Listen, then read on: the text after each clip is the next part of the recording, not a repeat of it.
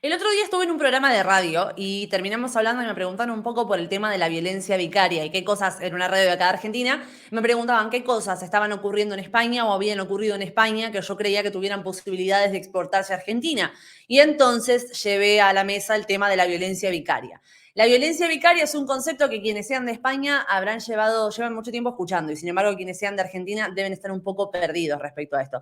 Justo me encontré con una noticia que es un perfecto ejemplo de aquello que está pasando en España y que va a llegar a Argentina, porque ya está llegando, porque ya lo están intentando. Falta que se lo permitan nada más.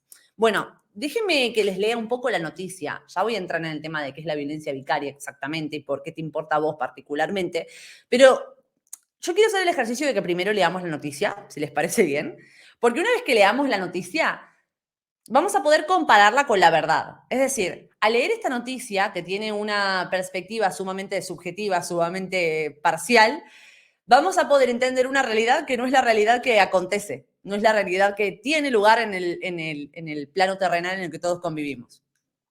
Es una noticia que habla de una sentencia pionera en España. Y ojo al concepto de sentencia pionera respecto a violencia vicaria, porque es pionera en España, no es pionera acá todavía, ¿eh? Y va a serlo. Una juez le prohíbe a un hombre acercarse a su hija para prevenir la violencia vicaria. Ante las manifestaciones de una niña que se refiere a su padre como el señor que casi mató a mi madre y muestra pavor ante la idea de volver a verle, la jueza suspende las visitas y decreta la prohibición de acercarse a la pequeña a menos de 500 metros. Y uno podría decir, aleluya, aleluya, están protegiendo la integridad de una niña luego de un padre maltratador que ha intentado asesinar a la madre de la niña, ¿verdad? Así es como te lo quieren pintar. Bueno, déjame adelantarte algo y decirte que este tipo no fue condenado por nada. Este tipo fue absuelto de todos los cargos por los que se lo acusó. Y no existe ninguna evidencia que respalde la violencia ni hacia la madre ni hacia la niña. No existe ninguna evidencia que respalde este temor aparentemente injustificado de la niña hacia su padre. Y vamos a proseguir leyendo la noticia de Público, que nos lo va a contar con la menor objetividad posible.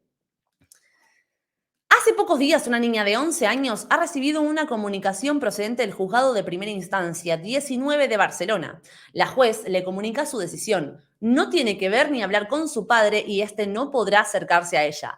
Así lo hemos dicho para que tú puedas salir a la calle o ir al colegio tranquila y sin miedo. Ha sido muy valiente al decirnos algunas de las cosas que te dan miedo y que la razón por la que no quieres estar con él es porque te da mucho miedo que le haga otra vez daño a tu madre.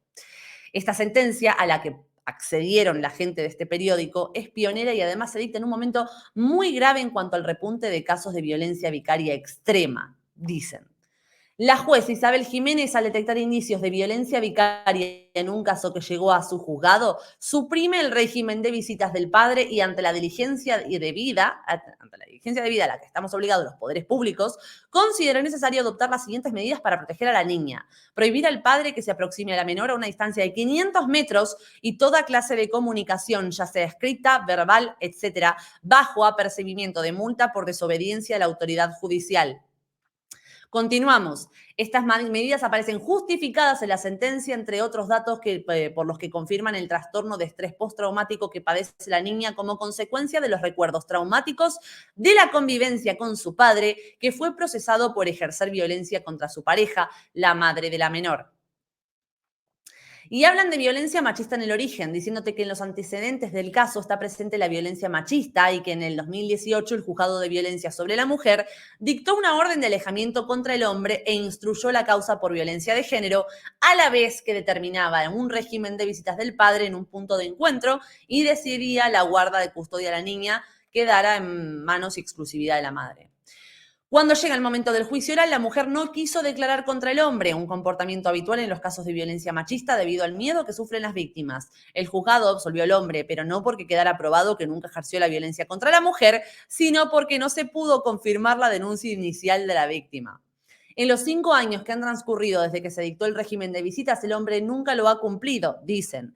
No ha demostrado su voluntad de ver a su hija y pasar tiempo con ella, aunque sea en un punto de encuentro. Nunca, pero una vez absuelto como maltratador, presentó en los juzgados de familia una demanda para modificar las medidas impuestas en la sentencia de divorcio.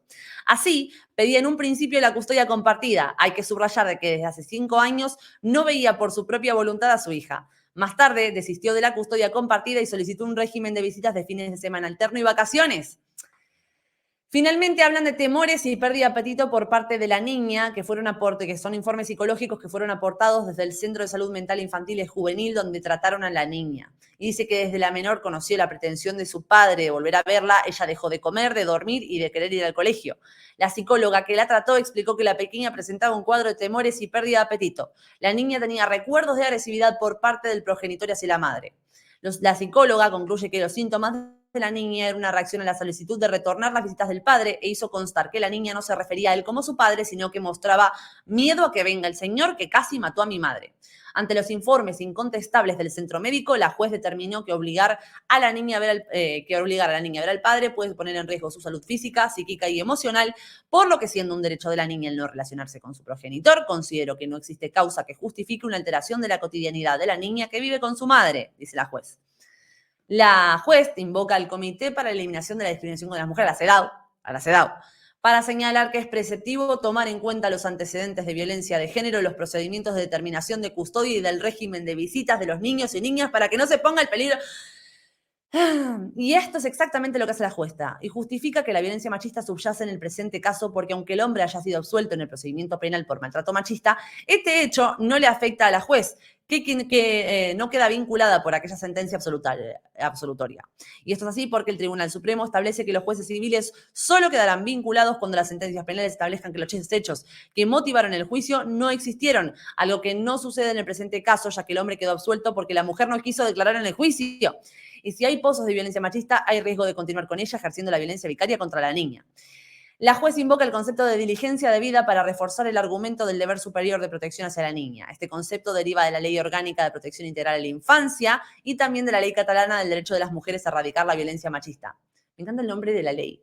Del derecho de las mujeres a erradicar la violencia machista. O sea, hay una ley en Cataluña cuyo título es darle el derecho a las mujeres a erradicar la violencia machista. Tipo, toma, te damos el derecho a erradicar a vos. Es buenísimo.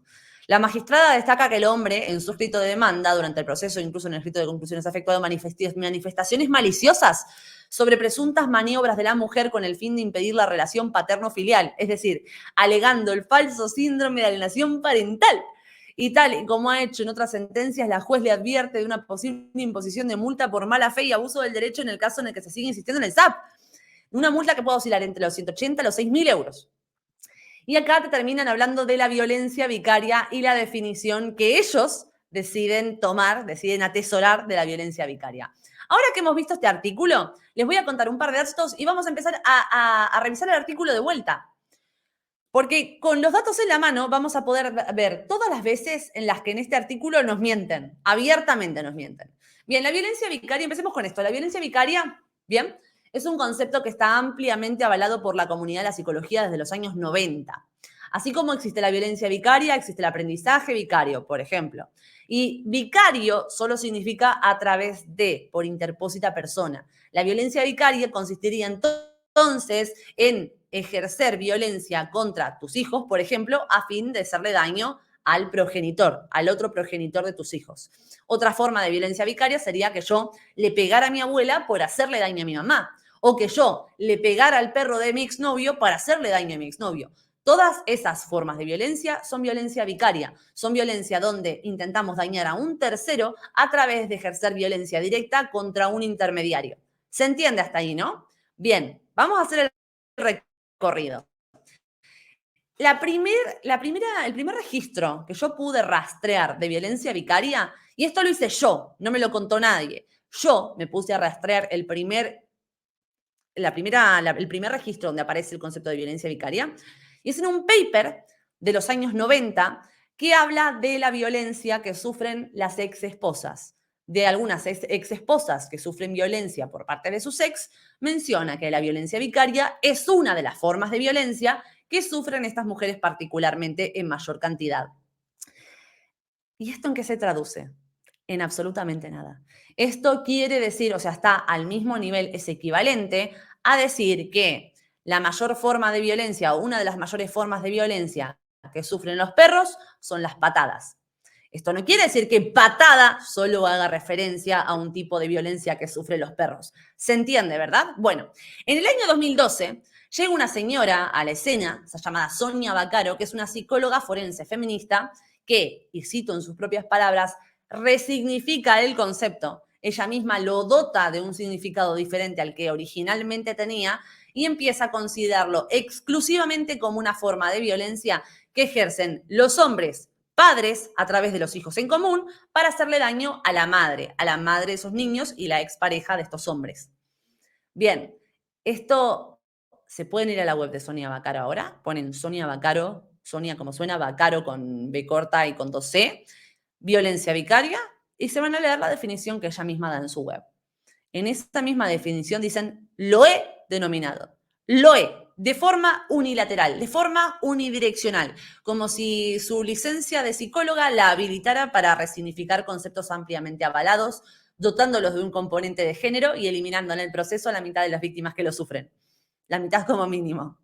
Bueno, llega a España en el año 2021 y recoge esta definición que dio Sonia Vaccaro dentro de la Ley de Protección de la Infancia. ¿Y esto qué consigue? Que finalmente dentro de la ley española solo se contemple como violencia vicaria cuando va del hombre hacia las mujeres a través de los hijos. Jamás a la inversa. No puede existir en ninguna otra circunstancia más que en la de un hombre que le hace daño a los hijos para hacerle daño a la madre.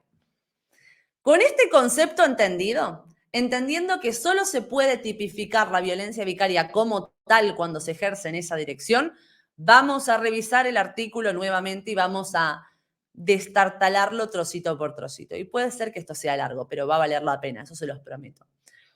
Bueno, empezamos con el titular, sentencia pionera. Una juez prohíbe a un hombre acercarse a la hija para prevenir la violencia vicaria. ¿Por qué esto sería una sentencia pionera? De hecho, no sería la primera vez que luego de una condena por malos tratos a la pareja o a los menores en común, a un hombre se le impone una restricción de acercarse a sus hijos. Tan común es que, de hecho, en el artículo 94 del Código Civil, una reforma que se hizo hace también en el año 2021, se indica que aquellos hombres o aquellas personas, ojo, que hayan sido denunciadas por violencia contra su pareja o contra sus hijos, se va a ver suspendida automáticamente de un régimen de visitas, del régimen de visitas que estuviera establecido si existía uno, o se le impedirá acceder a uno si no existía, por lo que dure el proceso judicial. O sea, esto de separar a los padres de los niños ante indicios de violencia lleva pasando mucho tiempo y cada vez se hace de forma más explícita y con más papeles sobre la mesa. Eso no es nuevo. ¿Qué es lo nuevo? Ya te lo voy a contar. Ante las manifestaciones de una niña que se refiere al padre como el señor que casi mató a mi madre y muestra pavor ante la idea de volver a verle, la juez suspende las visitas y decreta la prohibición de acercarse a la pequeña. En ese sentido, cuando leemos que el señor que casi mató a mi madre, entendemos que por lo menos existirá una condena contra este hombre. No la existe. Ese es el tema. A este hombre le están impidiendo acercarse a su hija sin ninguna condena que pese sobre sus hombros por ningún tipo de acción delictiva, ni contra la propia niña, ni contra la madre de la niña. Continuemos. La niña tiene 11 años. Recién a los 11 años, en algunos casos, empiezan a considerar que el niño tiene la capacidad de elegir con quién quiere vivir o con quién se quiere relacionar, cosa que no tiene que ir dictada por una restricción de acercamiento. Ojo, que quede claro. Un niño puede decir, yo quiero vivir con mamá, yo quiero vivir con papá, yo no quiero tener la obligación de ir los fines de semana con mamá, no quiero tener la obligación de ir los fines de semana con papá. Sí está dentro de la edad por la cual, a partir de la cual se considera que pueden decidir esto, pero eso no se hace a través de una orden de restricción. Una orden de restricción es una medida cautelar, es una medida preventiva ante el indicio de un posible delito. ¿Bien? ¿Se entiende, no? Perfecto. La juez, al detectar indicios de violencia vicaria en un caso que llegó a su juzgado, suprime el régimen de visitas del padre y, ante la diligencia debida a la que estamos obligados los poderes públicos, considero necesario adoptar las siguientes medidas para proteger a la niña. Bien, esta medida se toma sin que exista una condena sobre el padre por violencia vicaria. Recordemos, está tipificado, ¿eh? Existe un delito que es el delito de violencia vicaria dentro de la Ley de Infancia de 2021 en España.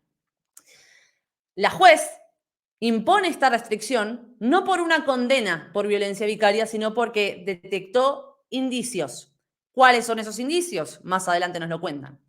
Las medidas aparecen justificadas en la sentencia, entre otros datos, por lo que confirman el trastorno de estrés postraumático que padece la niña como consecuencia de los recuerdos traumáticos de la convivencia con su padre, que fue procesado por ejercer violencia sobre su pareja, la madre de la menor.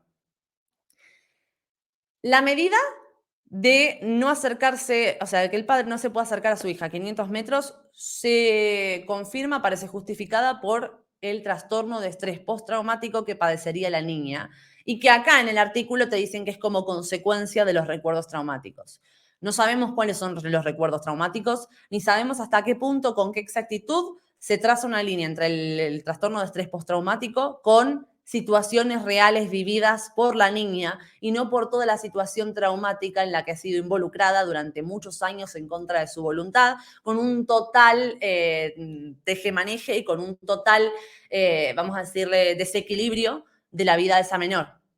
No sé, podría ser, pero válgame Dios. Violencia machista en el origen. En los antecedentes del caso está presente la violencia machista. No, no lo está. Ese es el punto. El tipo fue absuelto. No está presente la violencia machista cuando el tipo es absuelto. Está presente la violencia machista en tal caso, si se le quiere, agarrándonos a los papeles, cuando el tipo es condenado. Cuando es absuelto significa todo lo contrario. No es presencia, es ausencia. No es presencia de delito, es ausencia del delito. Si la violencia machista es un delito, y no se ha condenado por violencia machista, no hay presencia de violencia machista. 2 más 2. Bien. A la vez que determinaba un régimen de visitas del padre en un punto de encuentro y decidía que la guarda y custodia de la niña la ejerciera en exclusividad la madre. Cuando el tipo en 2018 es denunciado por violencia de género, pasa a tener un régimen de visitas en un punto de encuentro. Es decir, no es en su casa, es un lugar hecho para eso, para que se junte un rato con su hija. Mientras tanto, la custodia la tenía la madre. Bien, esto nuevamente con respecto a que siempre que existe un proceso como este, la custodia va a la denunciante, a la madre en este caso.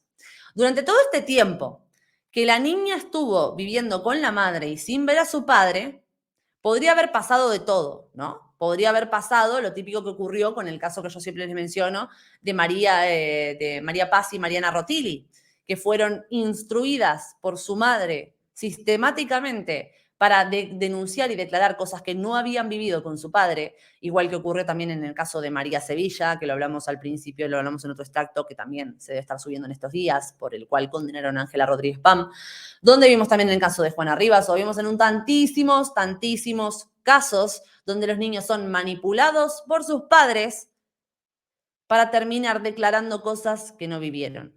Y este caso, por ejemplo, yo puse el ejemplo de María Paz y Mariana Rotili porque cuando crecieron salieron en televisión, en numerosas cadenas de televisión, denunciando todo lo que les había hecho la madre y denunciando como en realidad nada de todo lo que ellas declararon era cierto, sino que la madre las castigaba y las amenazaba con que les iban a pasar cosas horribles si no decían lo que ella quería que dijeran. También está constatado en el caso de Ana Clara del Boca. Ana Kiara del Boca. Tengo un video en mi canal principal, en la entropía de Valen, destartalando ese caso de principio a fin, donde se termina concluyendo que la niña estaba declarando en base a recuerdos infundados, a recuerdos falsamente creados. Y de hecho, para analizar este punto y analizar hasta qué punto esto tiene una veracidad científica que lo respalde, me metí con las investigaciones de Elizabeth Loftus, que es una psicóloga que investigó específicamente los recuerdos implantados, la implantación de recuerdos. Lo hizo con sus propios pacientes en su estudio y demostró cómo un ser humano adulto puede creer recordar cosas que no vivió de forma impuesta por un tercero.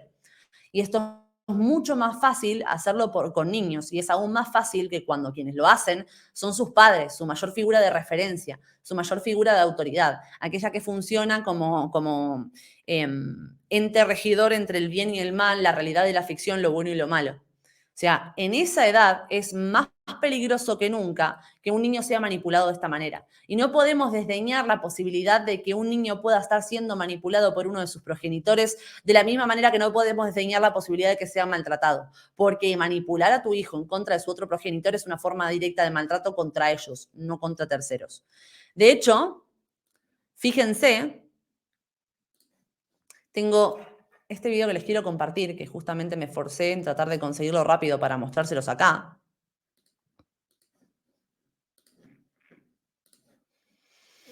Acá lo tengo. Escuchemos este video.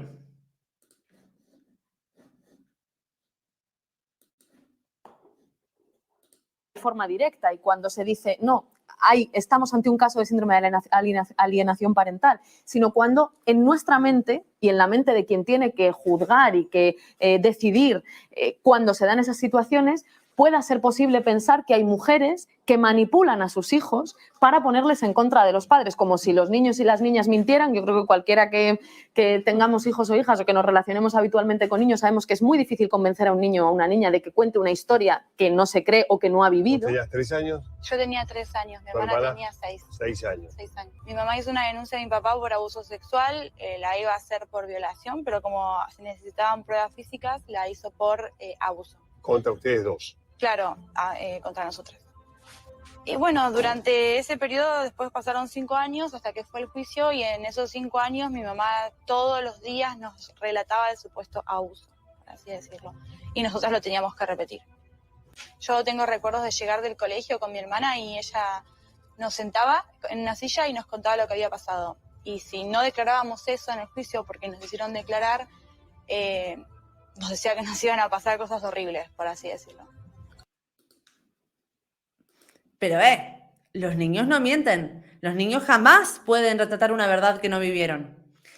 Y este es el problema que yo digo siempre, ¿no? Con la narrativa de género. En la narrativa de género que nos impulsan sistemáticamente desde el feminismo institucional, las mujeres jamás pueden ocupar el lugar de agresoras. Las mujeres únicamente pueden ocupar el lugar de víctimas, desde la santificación de lo femenino, desde la santificación de todo lo que tiene que ver con ser mujer, desde la santificación propulsada y promovida por el feminismo específicamente, es que llegamos a la conclusión de que la única persona que puede maltratar a un menor es su padre, jamás su madre.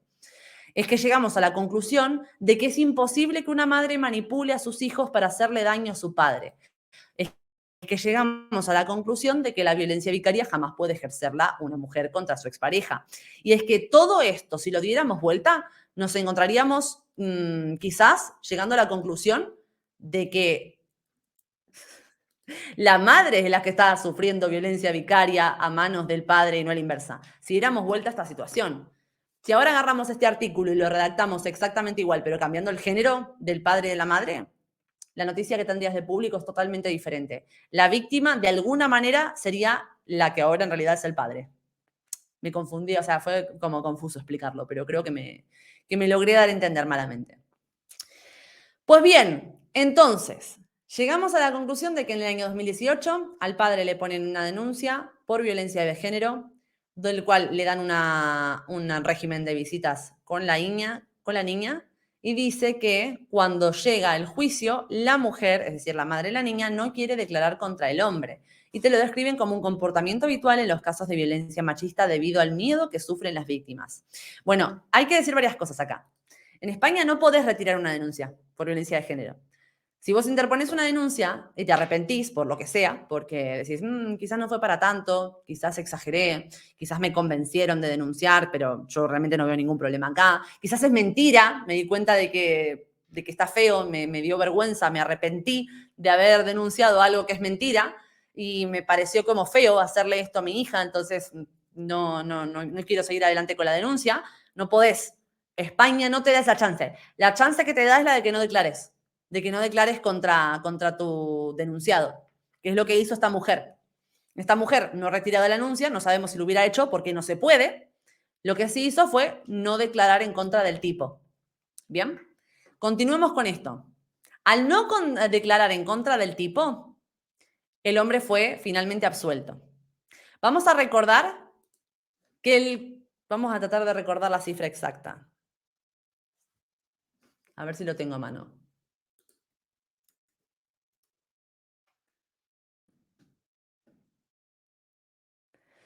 Ay, 2021.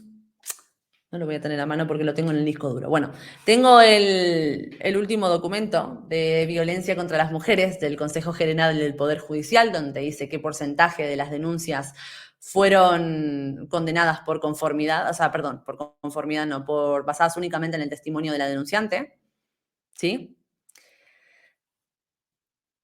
Y tenemos que recordar, voy a tirar de la cifra anterior porque creo que este año aumentó, pero no, como no recuerdo la cifra original, voy a tirar de la de 2021. El 48% de las condenas en primera instancia en las audiencias provinciales sean basadas únicamente en el testimonio de la denunciante. ¿Cómo te quedas con eso? Es decir, no hay otra prueba circunstancial o meritoria para condenar al acusado más que el propio testimonio de la denunciante.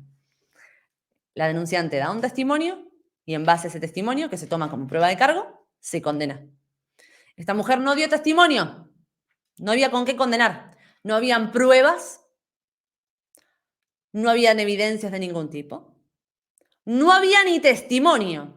¿Con qué mierda querés que lo condenen? No lo condenaron, lógicamente. No hay manera. Sería una aberración que lo hubieran condenado. Aún sin haber sido condenado, ahora le están sacando a la niña, le están alejando a la niña con una restricción de 500 metros para acercarse a ella. Bueno, continuamos. En los 5 años, te dice la noticia, que transcurrió desde que se dictó el régimen de visitas, el hombre nunca lo ha cumplido. No ha demostrado voluntad de ver a su hija y pasar tiempo con ella, aunque sea en un punto de encuentro. Nunca, pero una vez absuelto como maltratador, presentó en los juzgados de familia una demanda para modificar las medidas impuestas en las sentencias de divorcio. Y esto probablemente se lo haya recomendado un ávido abogado. Un ávido abogado que te dijo, che, ¿vos sabés qué? Sobre esta denuncia que te hicieron a vos no tiene ningún tipo de sustento, no hay evidencia contra vos, porque no lo hiciste. La tipa esta ni siquiera quiere declarar contra vos. El juicio probablemente se cierra en tu favor, por una cuestión de lógica. Pero, si vos ahora accedes a un régimen de visitas con tu hija, y en lo que se tramita el proceso judicial por violencia de género, esta señora dice que vos, en los encuentros con tu hija, le hiciste algo a tu hija, o esta señora, vamos más allá, consigue que la hija diga que le hiciste algo que no le hiciste, entonces se abre otro proceso judicial. Y otra vez estás alejado de tu hija hasta que se resuelva ese proceso judicial. Y vamos a llevar esto hasta in eternum, hasta que tu hija cumple los 18 años o vos te quedas en la ruina, lo que ocurra primero. Entonces, con todo el dolor del mundo, posiblemente este padre evitó ver a su hija durante 5 años simplemente porque consideró que era el mal menor. Y es algo que habitualmente recomiendan en este tipo de procesos judiciales. Porque en un proceso judicial donde tu expareja y la madre de tu hija te está intentando acusar de que la maltrataste y está intentando que caigas preso por un delito que no cometiste y te está intentando cagar la vida y alejarte de tu hija, la peor idea del planeta es tener un momento con tu hija que después se puede utilizar como contexto para un supuesto nuevo delito. Y así ampliamos la ronda infinitamente hasta el más allá. En un camino en escalada hacia el absoluto infierno. Bueno, esto público lo está utilizando como prueba de que es un padre al que no le importa a su hija en lo absoluto. A pesar de que una vez que fue absuelto haya pedido la custodia compartida. Una vez que se demostró que el tipo no cometió el delito por el que se lo acusaba, hizo lo que haría cualquiera, pedir la custodia compartida de su hija. Bueno, mal. Eso mal. Bueno, como se ve que no se podía llegar a un acuerdo con respecto a la custodia compartida, finalmente pide modificar las medidas, o sea, pide tener un régimen de visitas. Temores y pérdida de apetito. Los informes psicológicos que fueron aportados del centro fueron claros, que desde que la menor conoció la pretensión de su progenitor de verla, ella dejó de comer, de dormir y de querer ir al colegio. O sea, podemos ver que el hecho de que ella haya dejado de comer, de dormir y de querer ir al colegio es una consecuencia directa a la voluntad de su padre de relacionarse con ella. Eso podemos llegar a estar de acuerdo. Bien. ¿Qué pasó entre ella y el padre? Si hoy tiene 11 años, hace 5 que no ve al padre, ¿sí? 11 menos 5 son 6, para que ella, con 6 años, tuviera una acumulación de recuerdos tan vívida al punto de poder verbalizar más tarde, en base a esa experiencia, que ese señor casi mata a su madre. La niña puede haber experimentado o no una situación cuando tenía 6 años o menos, porque con 6 años es que se interpuso la denuncia. O sea que esto tuvo que haber ocurrido necesariamente antes. A los 5 años, ponele. Pudo haber o no vivido una situación de violencia de su padre hacia su madre. Eso se quedó en sus recuerdos, en su cabeza. Y años más tarde, cuando le dicen que el padre quiere volver a verla, ella dice, no, ese es el señor que mató a mi madre. ¿Fue así? O sea, la percepción de la niña de 5 años se traduce en, ese es el señor que intentó matar a mi madre. O durante ese tiempo hubo un discurso incesante por parte de la madre sobre cosas que presuntamente habían ocurrido, pero que la niña era demasiado joven como para recordar. ¿No será que el síndrome de estrés postraumático, que la afección a la salud mental de la niña y sus comportamientos de dejar de comer o de dormir o de querer ir al colegio puedan ser como consecuencia del absoluto y constante machaque psicológico al que esta madre ha sometido a su hija para que llegado el momento muestre un rechazo totalmente infundado y exagerado hacia su propio padre? Bien.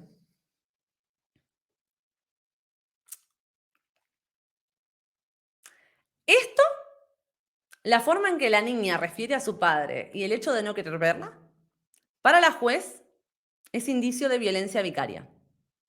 No han habido acciones que constaten ningún tipo de agresividad o de violencia por parte del padre, ni a la niña ni a la madre. No hay nada. De haberlo, te aseguro que nos lo estarían contando acá en público. Es un artículo en favor de la denunciante, en favor de la mujer y la niña. Supuestamente en favor de la niña, porque ya saben lo que pienso yo de eso. Si hubiera habido un parte de lesiones que muestran algún daño hacia la mujer a la niña, un audio grabado donde se escucha al padre iracundo, proliferando absolutas barbaridades contra ella, contra la niña, si hubiera habido un parte médico que constate algún tipo de abuso, si hubiera habido algún mensaje de WhatsApp amenazante, si hubiera habido cualquier evidencia de agresión por parte de este hombre a esta mujer y a su hija, estaría en este artículo. No lo está. Te hablan de que la niña habla de su padre como el señor que casi mata a mi madre. Y hasta es la propia noticia la que te dice que el tipo fue absuelto. Y te dice, pero no fue absuelto porque sea inocente. Fue absuelto porque la mujer no quiso declarar. A ver, ser absuelto en la justicia es equivalente a ser inocente. ¿Sí? Significa, porque en la justicia uno tiene que probar que el delito se cometió. ¿Y qué puede contar como prueba? Pruebas materiales, pruebas gráficas, pruebas de ADN, pruebas de todo tipo y testimonios. Si no había ninguna prueba y tampoco había un testimonio, no hay pruebas, no se puede denunciar, no hay pruebas de que sea culpable, por tanto es inocente. Y aún siendo inocente, aún siendo absuelto, aún sin ninguna prueba en contra del padre, este padre ahora no puede ver a la hija. Y la juez evoca la CEDAW, porque dice que la CEDAW implica como preceptivo tomar en cuenta los antecedentes de violencia de género en los procedimientos de determinación de custodia y de régimen de visita de los niños y niñas. Claro, esto aplica a que si de repente un tipo tiene 3 hijos con una señora y la señora se quiere divorciar de él y quiere pedir la custodia completa, y van a ver los antecedentes del tipo, y van a ver que 4 minas lo denunciaron por violencia de género, que tiene prohibición de ver a uno de sus hijos porque lo agredió, o cualquier otra barbaridad, evidentemente sí, no te van a dar la custodia del menor, no le van a dar a ese hombre la custodia del menor. A eso refiere la CEDAW. Che, fíjense antes de darle la custodia a alguien, si ese alguien tiene alguna condena por algo relativo a violencia contra la mujer. A eso se refiere. Algo relativo significa una condena, no que hayan interpuesto una denuncia. Porque una denuncia no es condena. Si cualquier cosa que denunciáramos pasara al plano de la realidad como algo que ha ocurrido, podríamos denunciar cualquier puta barbaridad y cagarle la vida a cualquiera de forma totalmente arbitraria porque a nosotros se nos da la puta gana. Si yo mañana quiero ir a denunciar que mi vecina me robó $500.000, entonces, si no hay ninguna prueba que yo presente para demostrar que en efecto mi vecina me robó $500.000, Y si yo por el hecho de denunciar ya se tiene que considerar que en efecto mi vecina me robó $500.000, ahora todo el mundo le va a ir a exigir a mi vecina que me dé $500.000. A lo mejor no me robó $500.000. A lo mejor la estoy acusando falsamente y ahora ella es la víctima de que ahora yo le esté pidiendo $500.000. Y a nadie le importa porque como quien denunció fui yo. ¿Se dan cuenta de hasta qué punto este razonamiento no tiene ni pies ni cabezas cuando lo aplicamos a cualquier otro análisis de cualquier otra circunstancia delictiva? La CEDAW. Y esto es exactamente lo que hizo la jueza y justifica que la violencia machista subyace en el presente caso porque aunque el hombre haya sido absuelto en el procedimiento penal por maltrato machista, este hecho no le afecta a la jueza, no queda vinculado por aquella sentencia absolutoria. ¿Se acaba de pisar sola la jueza, me parece a mí? Porque si acá arriba está diciendo que la CEDAW implica como preceptivo tomar en cuenta los antecedentes de violencia de género y los procedimientos de determinación de custodia, preceptivo, ¿sí? Y después me está diciendo que esos antecedentes, el hecho de que sean absolutorios, no afecta a la jueza y no queda vinculada por aquella. Recién me estabas diciendo que sí, que te tenés que vincular por la fuerza, que la CEDAW dice que si vos vas a tomar la decisión sobre la custodia de una niña, tenés que vincularlo por la fuerza a los procedimientos penales anteriores por violencia de género. ¿Qué dice el procedimiento penal anterior? Que fue absuelto, ¿no? Listo, ya la vinculaste, demostraste que era absuelto, la custodia debería ir compartida. O por lo menos, esta juez no debería dictaminar una cautelar de 500 metros de acercamiento en base a una denuncia que fue absuelta.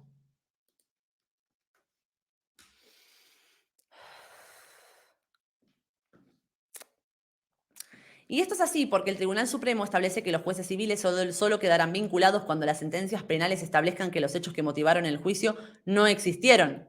Y encima te lo vuelven a decir acá. Yo no sé si es que no saben lo que escriben, no lo entienden, no lo leen, lo copian y lo pegan.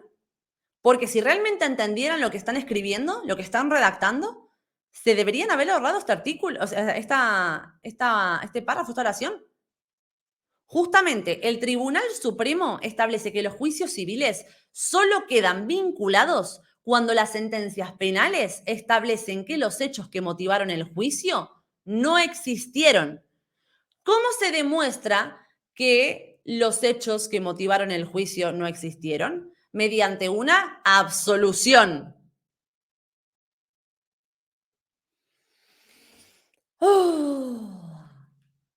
Acá finalmente, a ver, ¿qué más dice?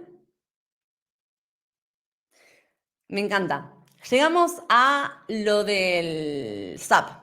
La magistrada destaca que el hombre en su escrito de demanda durante el proceso, incluso en el escrito de conclusiones, ha efectuado manifestaciones maliciosas sobre presuntas maniobras de la mujer con el fin de impedir la relación paterno-filial, es decir, alegando el falso síndrome de alienación parental, SAP.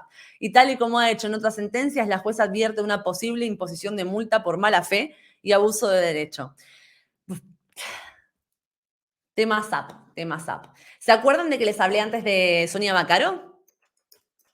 La de la violencia vicaria, la que se inventó la terminología que a ella le gustaba para la violencia vicaria es esta. Hablando de todo, es esta. Vamos a ver sus libros. Tiene un libro que se llama El pretendido síndrome de alienación parental, un instrumento que perpetúa el maltrato y la violencia. Es el libro de Sonia Vaccaro. Bien. Ahora, imagínense si yo tuviera algo que desmonta este libro completamente. Imagínense si yo tuviera algo como esto. A ver si lo puedo poner.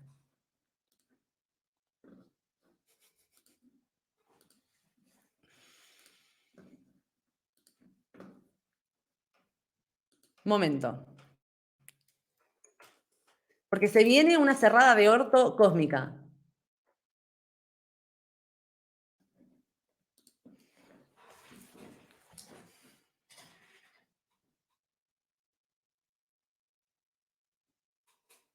Se está cargando porque es muy largo.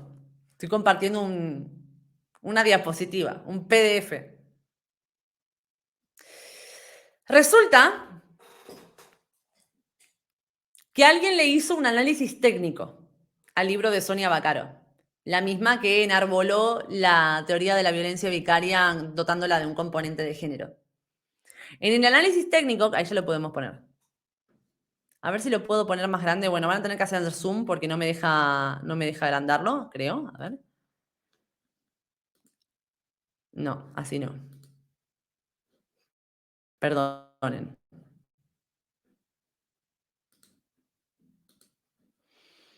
A ver.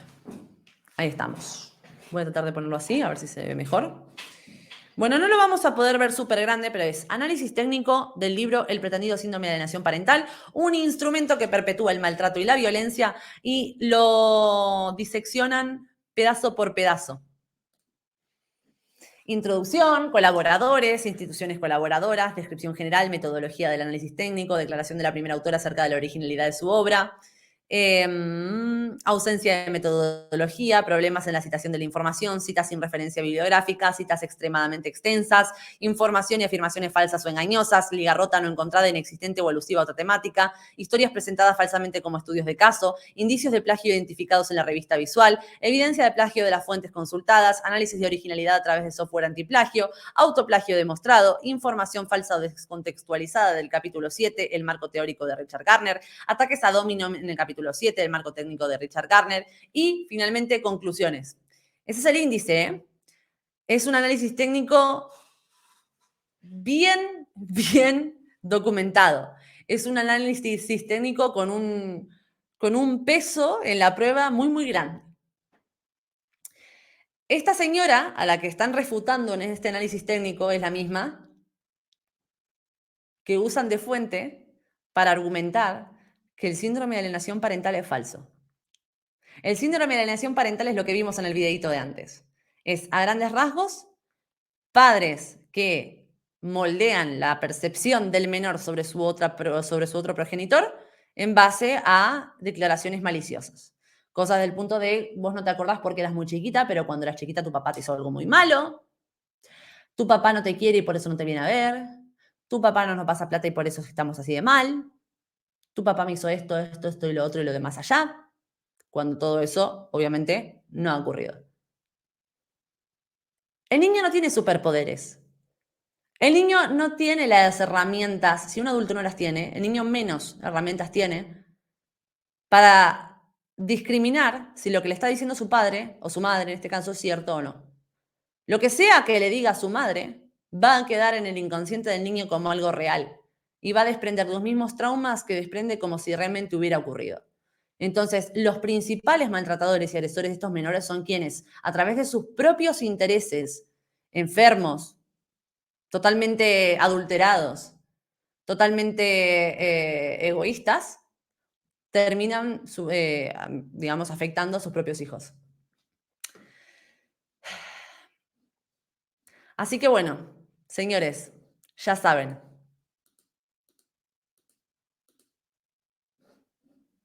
Les vuelvo a compartir acá.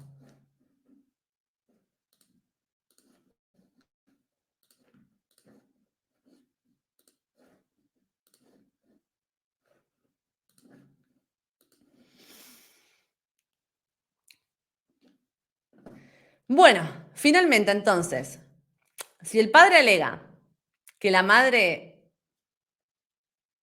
cometió SAP para con su hija en común, entonces el perjudicado otra vez va a ser él. No hay manera para esta jueza de que la madre pueda haber hecho jamás algo que haya perjudicado a la hija. Eso es cosa de hombres nada más. Y para sumarle más leña al fuego, recordemos que el síndrome de alienación parental está avalado por el Consejo General de Colegios de Psicólogos de España y también en el año 2021 el Parlamento Europeo realizó un grupo de estudio para evaluar los efectos de el síndrome de alienación parental en niños en divorcios conflictivos, en separaciones conflictivas. Pero Valentina no está incluida en el manual de trastornos y enfermedades mentales, el DSM-5. Sí, porque no cumple con los criterios para ser considerado síndrome. Sacale la S, ponele up y es lo mismo. Más allá de que pueda ser considerado síndrome, no pueda ser considerado síndrome, como conducta es innegable que existe. Bueno, la justicia, por ley, ha puesto que no. Aunque vos puedas ver una casa incendiándose, En la ley decidieron escribir que las casas no se incendian. Y por tanto, en el momento en el que se te ocurra levantar el teléfono para llamar al 911 y decir que la casa de tu vecino se está incendiando, vos vas a recibir una denuncia. Y acá, finalmente, hablamos de la violencia vicaria.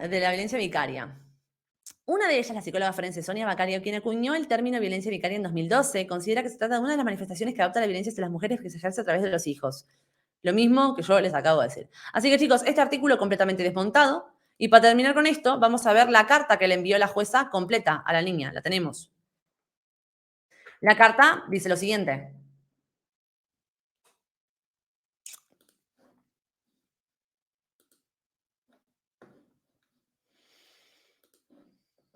De conformidad, bueno, la Carta de Derechos Humanos, apreciada HHH, que es como se refieren a la niña. Después dictan el fallo. Primero, la carta. Mi nombre es Isabel y soy la jueza que ha decidido sobre con quién vas a vivir. Los jueces y las juezas tenemos la obligación de proteger los derechos de los niños y las niñas, y me gustaría explicarte la decisión que he tomado de forma que puedas entenderla. Lo primero que quiero decirte es que no te preocupes, que seguirás viviendo con tu mamá, y además que no tienes que ver ni hablar con el señor que le hizo daño a tu mamá, tu padre biológico. Fíjate que es la propia jueza la que se copia de las declaraciones de la niña, y aunque el hombre no haya sido condenado jamás por ningún delito y que jamás se haya presentado ningún indicio de que este hombre en efecto era un maltratador, la jueza se refiere al padre de la niña como el señor que le hizo daño a tu mamá, para posteriormente, entre paréntesis, poner tu padre biológico. Y que él tampoco puede acercarse a ti, y que así se lo hemos dicho para que tú puedas salir a la calle o ir al colegio tranquila y sin miedo. Para mí han sido muy importantes tus explicaciones a los profesionales que te han escuchado y me han hecho saber que tienes malos recuerdos de cuando vivías con él. Has sido muy valiente al decirnos algunas de las cosas que te han dado miedo y que la razón por la que no quieres estar con él es porque te da mucho miedo que le haga otra vez daño a tu mamá. Los jueces tenemos que decidir teniendo en cuenta qué es lo mejor para ti, para la decisión que sea buena para ti, para tu futuro, y de lo que estoy convencida es que sentir miedo no es bueno para ti. Sé que has tenido que contestar a muchas preguntas y seguro que ha sido muy cansado y doloroso. Te pido disculpas, pero necesitábamos hacerlo para poder tomar la mejor decisión para ti, para que puedas vivir tranquila y sin temores. Al lado de tu mamá, que también ha sido muy valiente al escucharte y cuidarte cuando sentías miedo. Muchas gracias por tu valentina, me menciono lo mismo. HHH, ¿viste la presentación además? Y después aparece el fallo. Desestimo la demanda interpuesta por, frente a la modificación de medidas.